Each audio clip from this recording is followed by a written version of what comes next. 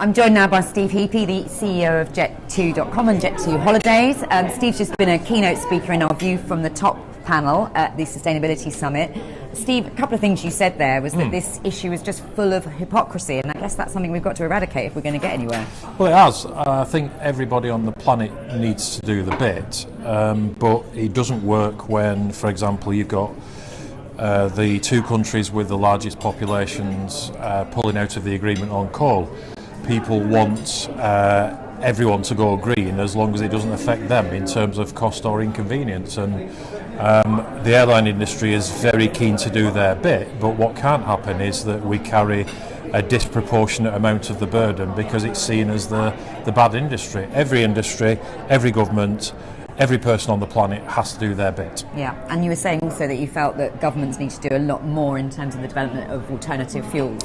Yeah, at the moment the members of Airlines for Europe are paying $5 billion in taxes related to sustainability, and not one, that's €5 billion, not 1 cent of that is reserved for green projects. Yeah. And I think any taxes that are raised in the name of sustainability should be ring-fenced and spent and invested on projects that benefit the planet in terms of finding low carbon technologies, etc. Yeah. And you talked a little bit as well about your own net zero strategy, which is something you launched quite recently, and you talked as well about how this has been a subject that's been a real priority for Jet2 for some time. So tell us about your sort of goals and ambitions for your own company. We've done a lot of things that have reduced our gross carbon emissions. Those are the ones we produce, not least new aircraft. We got 34 new Boeing aircraft 3-4 years ago. We've got an order for up to 75 brand new Airbus aircraft, the greenest aircraft in its class. And we will be offsetting any emissions that we create after we've met all the payments from the government schemes, etc. So we will be effectively offsetting all our carbon. But the big challenge is to stop producing carbon in the first place. No one company will be able to do that on its own. Governments have shown around the world they can come together for COVID and produce a vaccine in record time.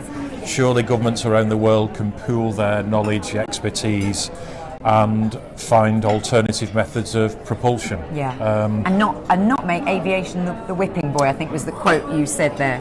Absolutely. I think aviation, part of life. It gets a bad rap because people can see aircraft and they see the contrails coming out and they see them at airports and they make a bit of noise and they just assume they're bad. You know, aircraft are responsible for 2.5% of global emissions. The way people talk, they think it were 22.5%. Now, 2.5% is still a lot, but it's less than other industries. Farming, it's the same as shipping. And I think we've got to be careful that we don't make aviation the whipping boy. We are quite prepared to do our bit, but everybody else has to play a part as well. All right, well, we're really grateful for your time today. Thank you for joining us. Thank you.